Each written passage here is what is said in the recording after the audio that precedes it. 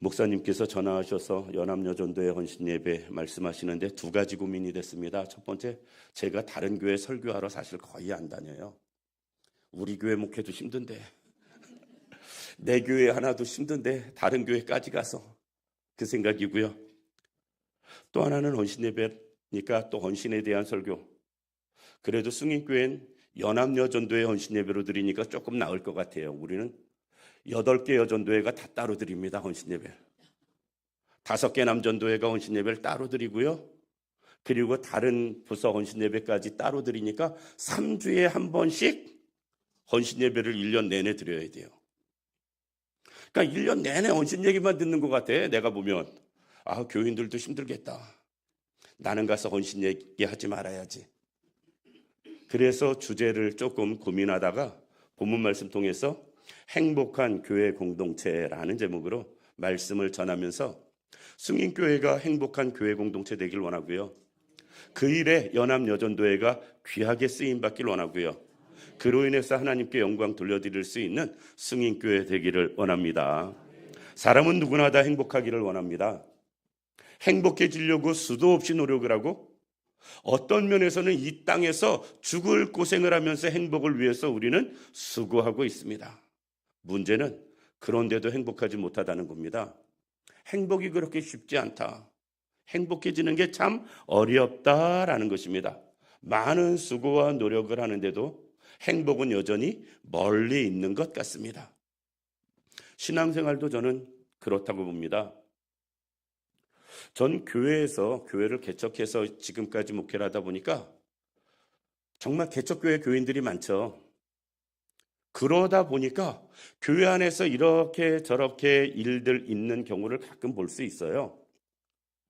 저는 속으로 그럽니다. 즐겁고 행복하자고 신앙생활하는 건데 구원받았으니까 은혜에 감사해서 신앙생활하는 거고, 신앙생활이 기쁘고 즐겁자고 교회 정에서 함께 더불어 섬기며 사는 건데 왜 저렇게 교인들끼리 힘들까? 왜 저렇게 힘들게 서로가 하면서 살아갈까? 전 그게 참 지금도 미스터리입니다. 이해가 되질 않아요. 서로 즐겁고 행복하자고 하는 교회 생활이고 신앙생활인데, 구원받은 우리가 구원의 기쁨을 누리며 살기 위해서 하는 신앙생활인데 참 힘들게 신앙생활하는 분들을 볼 수가 있거든요. 여기는 없어도 김포는 있습니다. 김포는 계시더라고요. 전 그분들이 참 행복한 신앙생활 했으면 좋겠어요. 교회 생활이 즐거웠으면 좋겠습니다. 그래서 교회에서 행하는 모든 일이 감사함으로 행할 수 있으면 좋겠다라는 것입니다. 문제는 그것도 사회에서 사회생활이 행복하지 못한 것처럼, 노력하는데도 잘 안 되는 것처럼 교회에서도 교회생활이 행복하고 즐겁기 위해서 노력하지만 생각처럼 쉽지는 않다라는 것입니다. 이렇게 여쭤보고 싶습니다. 교회 생활이 행복하십니까? 것 봐요. 아멘 별로 안 나올 줄 알았어. 교회 생활이 즐거우십니까? 그럼 최소한 즐겁길 바라십니까? 행복하길 바라세요? 예, 그래야 됩니다. 그리고 그것을 만들어 가야 됩니다. 성경에서 이스라엘 역사를 쭉 생각해 보면서 어느 시대가, 어떤 지도자, 어느 시대가 가장 이스라엘이 행복했을까? 한번 본인들 생각을 말씀해 보시기 바랍니다. 요때는 이스라엘 공동체가 행복했겠다. 누가, 어느 시대가 제일 행복했을까? 우리 교회만큼 말을 안 하네요. 많은 사람들이 이야기를 합니다. 모세가 이스라엘의 지도자로 있으면서 그들을 애굽에서 광야로 이끌어내고 가나안에 인도한 그 과정이 이스라엘 백성들은 종노릇하다가 나왔으니까 행복했겠다. 근데 죄송하지만 이스라엘 백성들이 광야에서 한 건 원망과 불평뿐이었어요. 원망과 불평이 그렇게 많았다는 것은 행복하지 않았다라는 것입니다.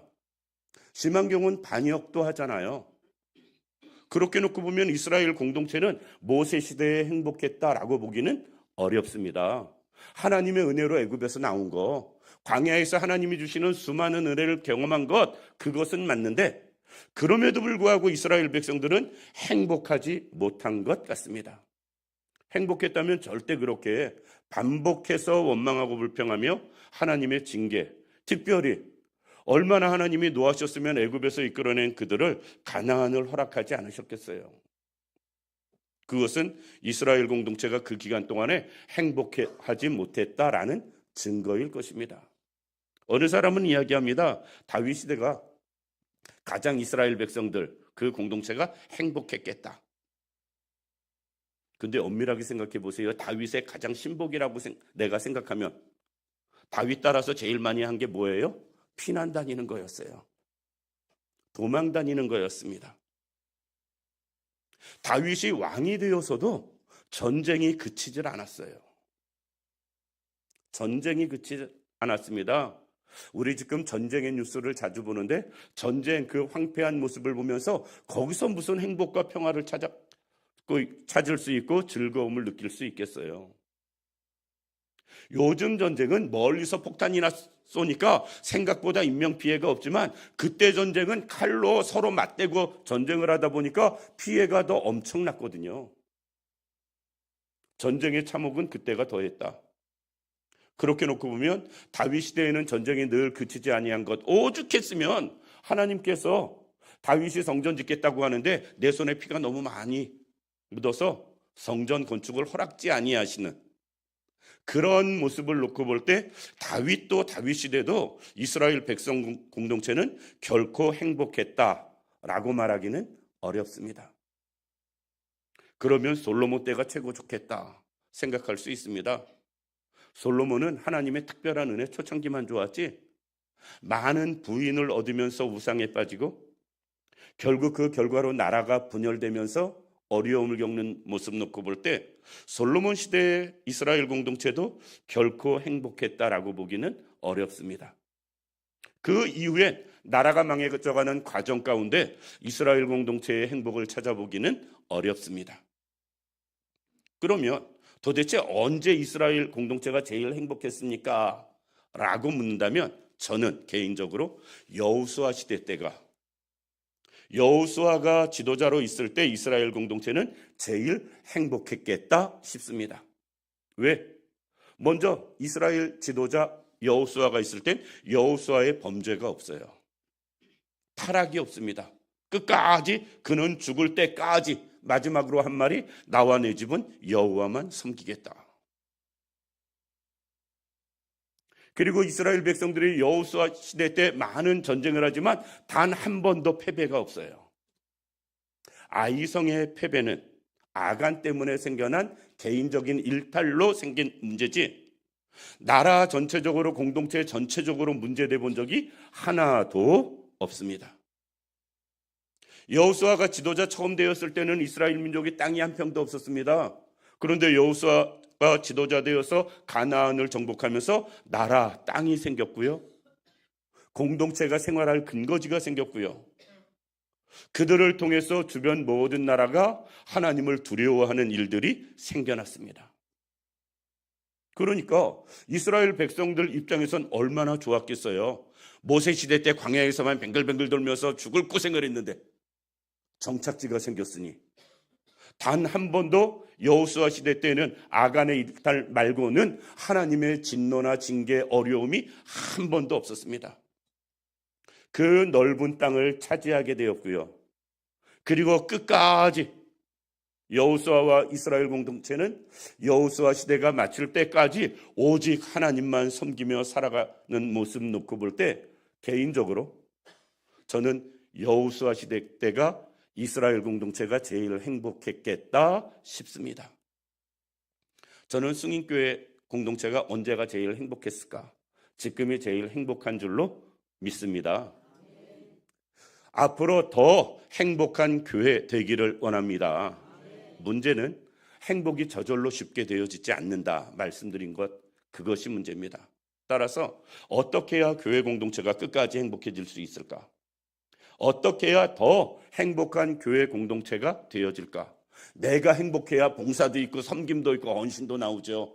당장 내가 죽겠는데 세상 말로 내가 삐져가지고 시험 들었는데 무슨 헌신이 나오겠어요. 내가 교회가 죽고 못 살아야, 성도들이 죽고 못 살아야 너무 좋아서 너무 사랑해서 내 마음이 온통 여기에 묶여 있을 때 봉사도 헌신도 나오지 않겠어요? 그러니까 교회 공동체는 행복해지는 게 중요합니다. 도대체 여호수아 시대 때는 어떻게 교회 공동체가, 이스라엘 공동체가 행복해졌는가 생각해 보면서 승인교회 교회 공동체가 행복해지기 위해서 그것을 그대로 적용할 수 있는 귀한 교회, 또 귀한 연합여전도회 되기를 원합니다. 첫 번째, 교회 공동체는 행복해지기 위해서는요, 반드시 지도자는 하나님의 음성을 들을 수 있어야 됩니다. 많은 사람들이 착각을 하는 게 있어요. 지도자가 하나님 말씀 듣는 건 너무나 당연하지, 그거 기본 아니야? 라고 생각할 수 있습니다. 그런데 사울왕을 한번 생각해 보세요. 하나님이 전혀 말씀하시지 않고 이상 중에 나타나지 않으니까 결국 이상한 여자 찾아 가잖아요. 이스라엘 공동체의 수많은 왕들 중에서 하나님의 음성을 듣고 그 말씀대로 살아간 지도자가 손으로 꼽아도 몇 안 되거든요. 정말 지도자들이 다 하나님의 말씀을 들었다면 이스라엘 역사는 불행하지 않았을 겁니다. 대부분의 지도자들이 하나님의 음성을 듣지 못했고 들어도 순종하지 못한 모습을 보게 됩니다. 그런데 여호수아는 달랐어요. 여호수아는 달랐습니다. 오늘 본문 말씀에도 이렇게 말씀이 시작됩니다. 여호와께서 여호수아에게 이르시되, 하나님의 말씀을 여호수아가 듣고 있음을 보게 됩니다. 우리가 잘 아는 대로 이 지도자가 말씀을 듣는 건 너무나 중요해요. 엘리 대제사장 시대에 대제사장 엘리에게 하나님은 말씀하지 않거든요. 어린 꼬마 사무엘에게 말씀은 하셔도 사무엘이 얼마나 어린지 그것이 하나님의 음성인지도 모르는 사무엘은 하나님의 말씀을 듣는데, 엘리는 사무엘의 모습, 행동 보고 야 그거 하나님이 말씀하시는 거야 아는데도 자기에게는 하나님의 말씀이 임하지 않습니다. 지도자는 하나님의 말씀을 들을 수 있어야 된다. 그런데 여호수아는 반복해서 하나님의 말씀을 들어요. 모세의 뒤를 이어서 이스라엘의 지도자가 되는 모습, 신명기 34장 9절 말씀 보면 모세가 여호수아에게 안수할 때 지혜의 영이 충만하게 임하였고, 지혜의 영이 여호수아에게 임했다라는 것은 하나님이 그와 함께 했다라는 것입니다. 그 이후에 여호수아 1장 1절 말씀 보면 모세가 죽자 하나님께서 여호수아에게 말씀하시면서 요단을 건너가라 말씀을 하십니다. 오늘 본문 7절에도 하나님은 여호수아에게 말씀하셔서 요단을 건널 것을 말씀하셨고요. 4장 15절과도 요단을 건너 후에도 하나님께서는 여호수아에게 말씀하시는 모습을 볼 수가 있습니다. 그러니까 아주 쉽게 표현해서 여호수아는 사사건건 하나님이 말씀하시는 걸 들었고요. 지극히 작은 일에도 하나님의 말씀을 계속 듣고 따르는 모습을 볼 수가 있습니다. 5장 2절에 할례를, 요단을 건너서 할례를 행하는 것도 하나님이 말씀하시고요. 9절 말씀 이후에 할례를 마치니까 또 하나님이 말씀을 하세요. 6장 2절에 보면 여리고성을 앞두고 하나님이 말씀하시고요. 7장 보면 아이성이 실패했을 때도 실패의 원인을 하나님이 말씀하십니다. 8장 1절 보면 새롭게 아이성을 어떻게 정복해야 할 것인가? 하나님은 여호수아에게 매사에 말씀을 하세요. 반대로 여호수아 입장에서는 매사에 하나님의 음성을 들었다라는 것입니다. 교회 공동체의 행복은 여기서부터 시작됩니다. 그러면 교회 공동체는 이제 다 소목사님 책임이야. 목사님이 하나님의 음성을 들어야지 뭐 거기서부터 행복하다는데 그럼 우리는 아무것도 아니네. 근데요, 목회자가 하나님의 음성을 듣도록 교인들이 도와야 됩니다. 교회를 개척한 지 27년 됐습니다. 그런데 가끔 토요일 날 전화가 와요. 보편적으로 권사님들이세요. 목사님 누가요? 아이고 정말입니다. 설교 준비하다가 맥이 딱 끊겨져요. 말씀을 준비하다가 맥이 딱 끊겨집니다. 아니 혹시 그런 말 하고 싶고 그런 말 해야 할 일이 있으면 주일 지나고 좀 하면 안 돼? 의외로 이런 일이 크고 작은 사소한 일들이 목사로 하여금 하나님의 말씀에 집중하는 데 방해하는 일들이 얼마나 많은지 모릅니다. 자기는 지극히 당연하고 지금 그냥 마음이 그래서 한다고 하지만 그게 정말 예배 전이라면 주일 전이라면 우리 성도님들은 신경 써야 됩니다. 최소한 예배 끝나고 주일 지나고 혹시 마음 상하거나 목사님이 다른 것에 신경 써야 할 일들이라면 목사님은 예배에 집중하고 말씀에 집중해서 하나님의 음성을 듣고 제대로 전할 수 있게 거기에 집중할 수 있도록 최소한의 배려가 필요하다라는 것입니다. 아멘 하는 분들은 꼭 그러시기 바랍니다. 아멘 안 한 분들도 꼭 그럴 수 있기를 바랍니다. 왜? 제가 목회를 해보니까요, 그것 때문에 예배가 지장받고 설교가 지장받고 하나님 앞에 내 개인적인 문제가 지장받을 때가 있거든요. 왜? 목사도 사람입니다. 누구보다 감성이 예민할 수 있거든요. 그리고 목사는 단순해요. 세상을 살아봤어야 복잡하지. 교회밖에 모르는데 단순할 수밖에 없어요. 단순한 사람이 하나 이렇게 탁 틀어져서 다른 곳에 꽂히면 그거 다시 회복하기가 결코 쉽지가 않아요. 여호수아가 하나님의 말씀을 이렇게 들을 수 있었던 것은 이스라엘 백성들이 여호수아의 다른 심정을 건들질 않았어요. 문제가 되어 본 적이 없다. 백성들 때문에 신경 쓰고 그들 때문에 저기 해가지고 고민하면서 갈등하면서 여호수아가 이런 적이 없어요. 아이성 아간의 문제 하나 말고는. 그러니까 여호수아는 다른 것 할 것 없이 하나님만 바라볼 수 있었고 하나님의 음성에 집중할 수 있었고 그 말씀하시는 대로 이스라엘 백성들을 이끌어가는데 문제가 되는 일이 없었다라는 것입니다. 우리 서경훈 목사님 목회가 그럴 수 있길 원합니다. 모든 성도님들이 목사님이 하나님의 말씀 듣고 말씀 묵상하고 말씀 전하는 일에 전념할 수 있도록 먼저 기도해 주시기를 원하고요. 그리고 행여나 여러 가지 교회에 사실 사람 많은데 이런저런 일들 다양한 문제들 왜 없겠어요? 그런 일들이 있다 할지라도 예배에 지장되지 않게 말씀 준비하며 전하는 데 지장되지 않게 최대한 신경 쓰고 배려할 수 있는 그런 교회 되기를 원합니다. 그래서 목사님께서 하나님의 음성, 말씀을 묵상할 때 진리를 깨닫게 되고 참 뜻을 발견하면서 그 말씀을 전하는 교회 되어진다면 승인교회는 반드시 행복한 교회 공동체 되어질 것입니다. 꼭 그런 교회 공동체 되기를 주님의 이름으로 축원합니다. 두 번째, 행복한 공동체가 되기 위해서는 지도자를 도와 협력하는 일꾼들이 있어야 합니다.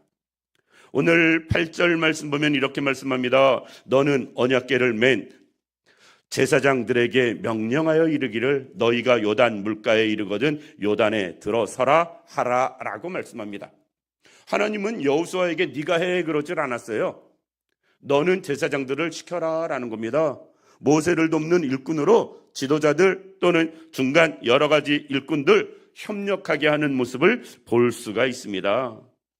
오늘 12절 말씀 보면 이제 이스라엘 지파 중에서 각 지파에 한 사람씩 12명을 택하라 라는 말씀도 있어요. 요단을 건너가다가 요단 물이 갈라지면 그 중간에서 돌 하나씩을 지파별로 가지고 가라. 그래서 요단강 건너간 다음에 거기다 그 12개로 탑을 쌓아서 나중에 자녀들이 이 탑이 뭡니까? 라고 후손들이 물어보면 이건 하나님이 이 요단강을 갈라주셔서 우리가 이곳을 걸어서 건너온 것을 기념해서 만든 탑이야 설명할 수 있도록 12명의 지도자를 지파별로 또 세우는 모습, 그들은 그대로 행하는 모습을 볼 수가 있습니다. 요즘 많은 교회들 중에서 교회의 직분자들을 세우지 못하는 작은 교회들이 있습니다. 가끔가다 후배 목사님들이 이렇게 물어봐요. 안수 집사님을, 권사님을, 장로님을 임직하면 좋겠는데 대상자가 이렇게 이래서 해야 될까요? 말아야 될까요? 물어보는 경우 있습니다. 그럼 저는 이렇게 대답합니다. 야, 나도 목사한다. 나도 목사 하는데 그분들이 안수집사 못하고 권사 못하고 장로 못할 일이 뭐가 있냐. 최소한 나보단 낫겠지. 저는 그렇게 이야기합니다. 실제도 그렇고요. 실제도 그렇습니다. 그러면서 이렇게 이야기합니다. 야, 목사들은 31살 되면 목사 된다. 50살 보편적으로 이상 돼서 장로님들 하는 거 그거 못하실 분이 누가 있겠냐. 제대로 교회에서 특별한 경우 아니면 세워주면 다 자리값하고 이름값하고 직분값하고 교회에 힘이 되지. 그런데 정말 제 말대로 그런 분들만 있으면 좋겠습니다. 그런 분들만 정말 있으면 좋겠어요. 여호수아 시대는 그랬습니다. 제사장들에게 먼저 법궤를 메고 요단에 들어서라라고 이야기합니다. 홍해를 건널 때와 요단을 건널 때는 차이가 있어요. 홍해는 바닷물이 갈라진 다음에 밤새도록 동풍이 불어서 밑에 땅까지 다 마른 다음에 평안하게 흙길을 걸어가게 했습니다. 그런데 요단은 그러질 않았어요. 물이 범람하는 시기인데 그냥 건너가라는 거예요. 그냥 들어서라라는 겁니다. 저는 수영을 못합니다. 고향이 인천이고 바닷가 사람인데 사실 물이 범람하는 그 강에 그냥 들어서라는 거 절대 순종하기가 쉽지가 않아요. 그런데 제사장들은 여호수아의 말대로 행합니다. 12지파의 대표들을 뽑아서 그 강가 중앙에 이르렀을 때 돌을 하나 들고 와라 라고 말할 때 그 돌은요 주먹만한 돌이 아니에요. 탑을 쌓아서 기념탑을 만들어야 되니까 12개로. 그리고 그것이 후대에까지 보존될 돌이라면 상당히 큰 돌이어야 됩니다. 물 가운데서 그 돌을 나 혼자 걸어가기도 힘든데 그럼에도 불구하고 12지파의 대표들은 여호수아가 시키는 대로 그 말에 그대로 순종을 합니다.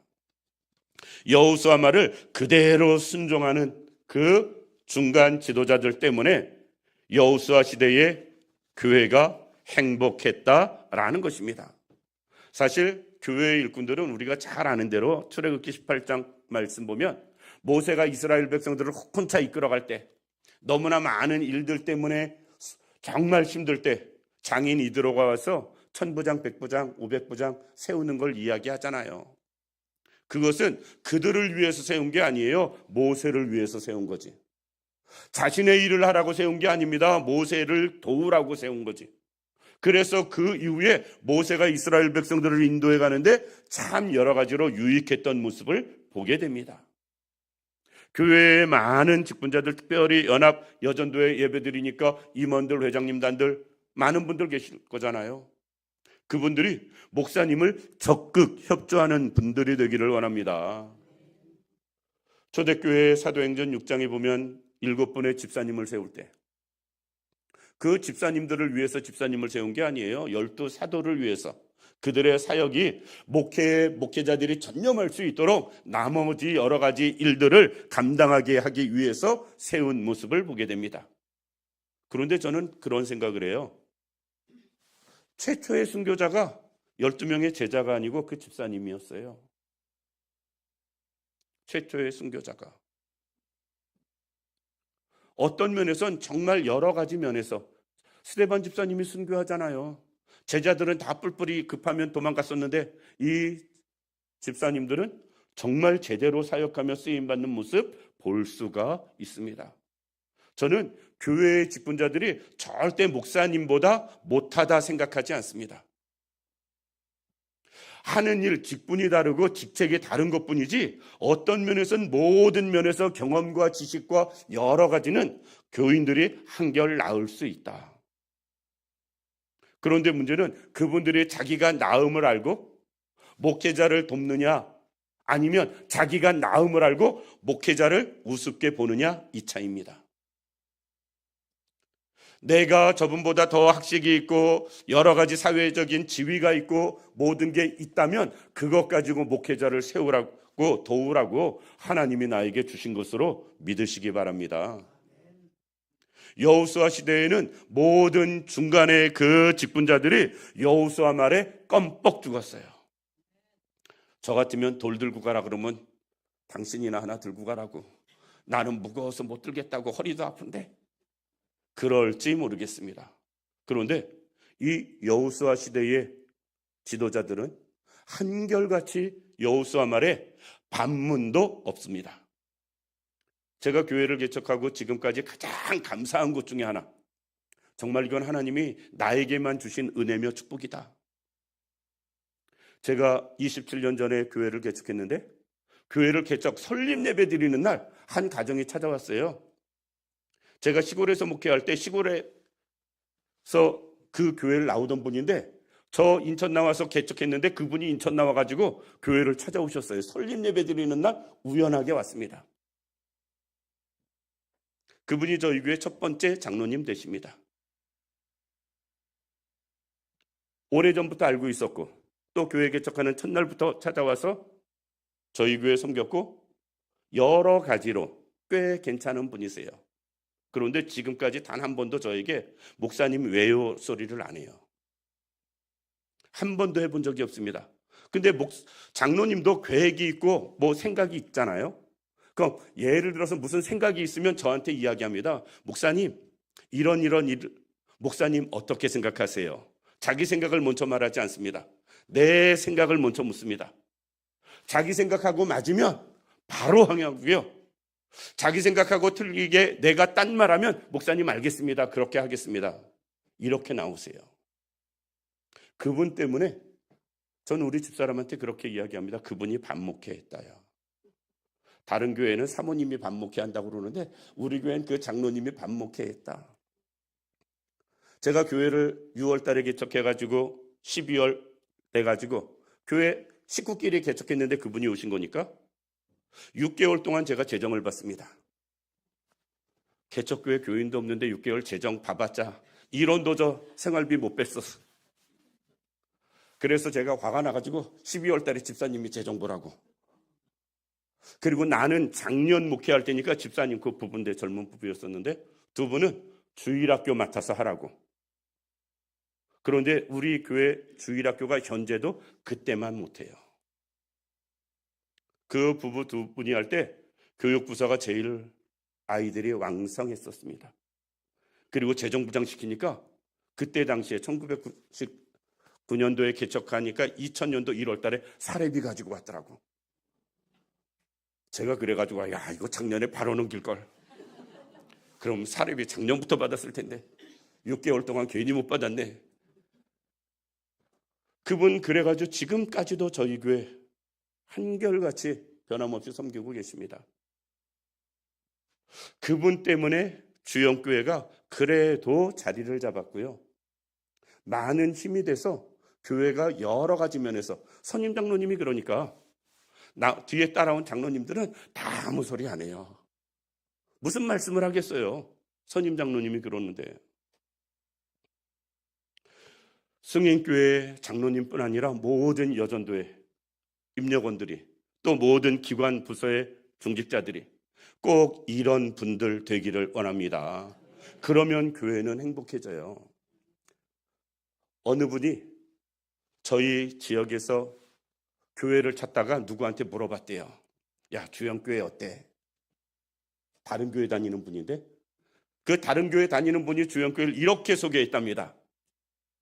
야, 그 교회는 사람이 한 번 가면 나오질 않는데.